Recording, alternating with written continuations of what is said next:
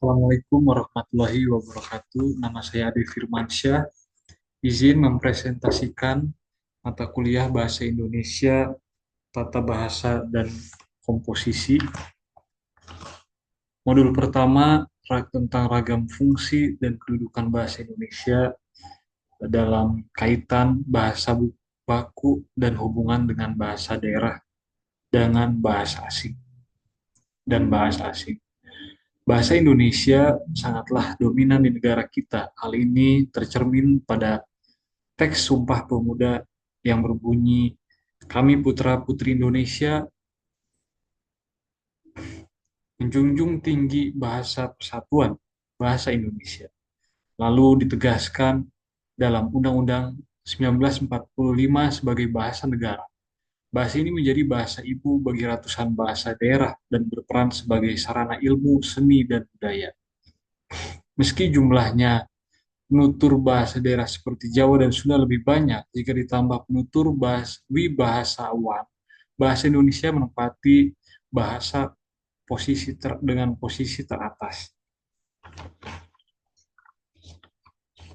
Ada beberapa faktor bertambahnya penggunaan bahasa Indonesia, yakni urbanisasi, yaitu masyarakat urban yang menetap di perkotaan, semisal di Jakarta. Orang-orang dari daerah yang pergi ke kota untuk menetap dan tinggal untuk mencari nafkah di perkotaan. Selanjutnya adalah perkawinan antara suku. Hal ini menggiring pasangan suami istri atau pasangan untuk berbahasa Indonesia sebagai alat komunikasi di samping bahasa daerah masing-masing sehingga sampai saat memiliki anak pun akan mempergunakan bahasa Indonesia sebagai bahasa ibu. Selanjutnya generasi muda yang termasuk ke dalam golongan warga negara asing, keturunan asing yang tidak lagi merasa perlu menggunakan bahasa pertamanya yaitu bahasa asing, yang juga berdampak pada generasi selanjutnya yang akan menggunakan bahasa Indonesia sebagai bahasa ibunya.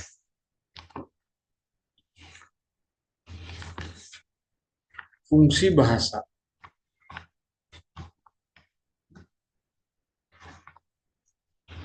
Terlebih bahasa Indonesia digunakan oleh masyarakat yang berkultur sesuai letak geografis seperti masyarakat Riau, Bangka, Kalimantan menggunakan bahasa Indonesia Melayu.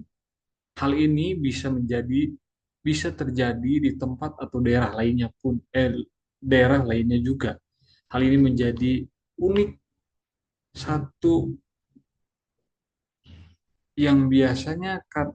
yang biasa kita kenal dengan istilah dialek.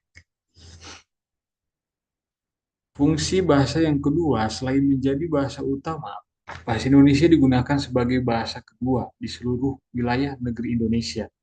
Bukan hanya itu, bahasa Indonesia pun dipelajari di luar negeri sebagai pelajaran untuk memahami seni, sastra, maupun budaya Indonesia, dan sebagai ilmu pengetahuan. Yang ketiga, bahasa Indonesia sebagai sarana komunikasi guna menghubungkan antara kelompok budaya dan bahasa lainnya yang beragam. Kita berlanjut ke ragam bahasa.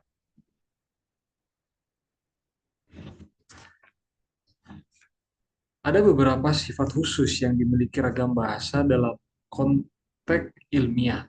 Yang pertama, adanya kemantapan dinamis seperti yang disampaikan oleh Hasan Alwi dalam bukunya pada tahun 1998, bahwa kemantapan dinamis merupakan bentuk kaidah dan aturan yang tetap dan tidak berubah sesukanya.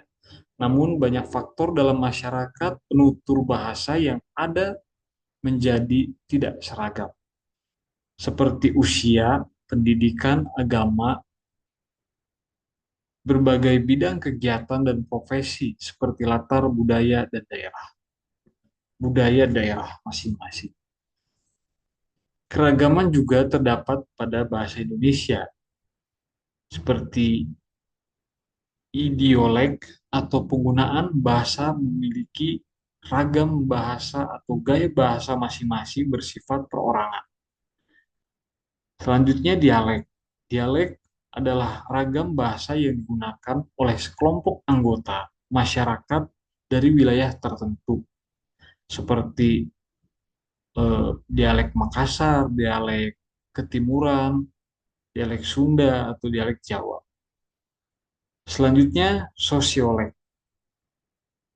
yaitu ragam bahasa yang digunakan sekelompok anggota masyarakat dari golongan sosial tertentu. Selanjutnya, ragam bidang. Ragam bahasa yang digunakan dalam kegiatan atau profesi suatu bidang tertentu. Seperti dokter akan mempergunakan bahasa kedokterannya atau istilah-istilah kedokterannya untuk mengkomunikasikan pesan yang disampaikan oleh dokter sampai ke rekan kerjanya. Selanjutnya, ragam baku atau formal. Ragam bahasa yang digunakan dalam situasi formal atau resmi.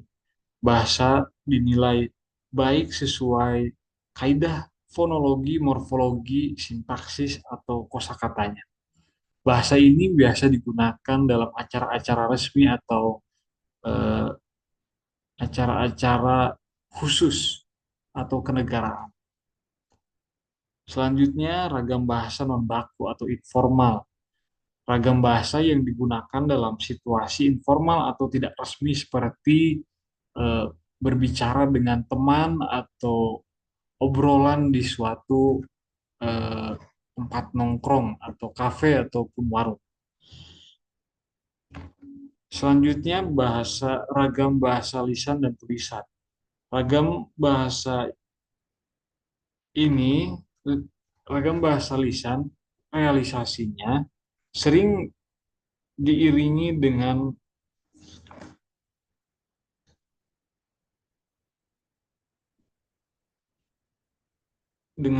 bahasa tubuh ataupun gerak badan.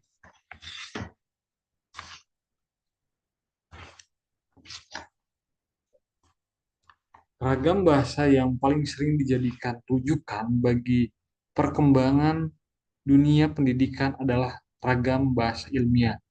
Ragam bahasa ini digunakan oleh kalangan ilmuwan untuk menyampaikan pesan-pesan setara, setara, secara teratur dan logis. Sifat khusus kedua dari ragam bahasa yaitu kecendikiaan atau perwujudannya dalam bentuk kalimat, paragraf, dan satuan bahasa lain yang lebih besar untuk kepentingan penalaran dan pemikiran secara teratur, logis, dan masuk akal. Ragam bahasa ilmiah menjadi bahasa pengantar dunia pendidikan dan menjadi indikator perkembangan komunikasi di masyarakat, terutama digunakan oleh opinion leader yang berperan penting dalam penyebaran ilmu pengetahuan. Penggunaannya yaitu penggunaannya oleh ilmuwan, praktisi, peneliti, dan pendidik. Perannya bahasa pengantar pendidikan dan komunikasi ilmiah, perkembangannya memperkaya kosakata dari bahasa asing dan bahasa daerah.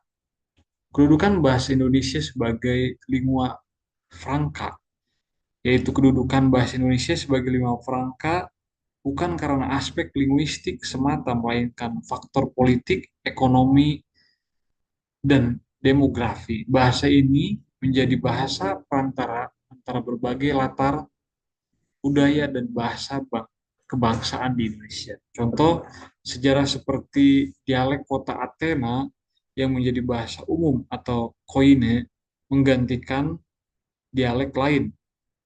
Hal ini menunjukkan bagaimana bahasa dapat menjadi lingua franca karena kebutuhan sosial dan politik.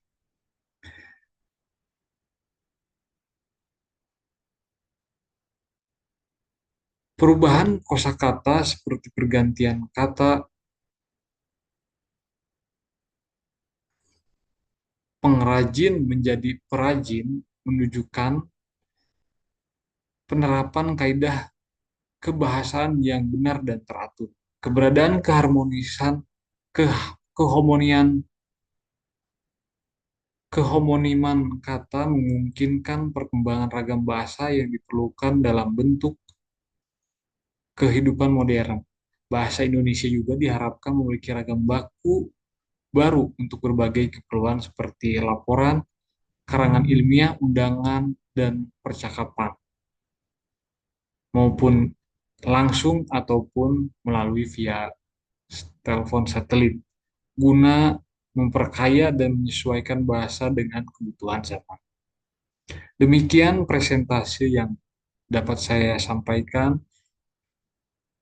Mohon maaf atas kekurangannya. Wassalamualaikum warahmatullahi wabarakatuh.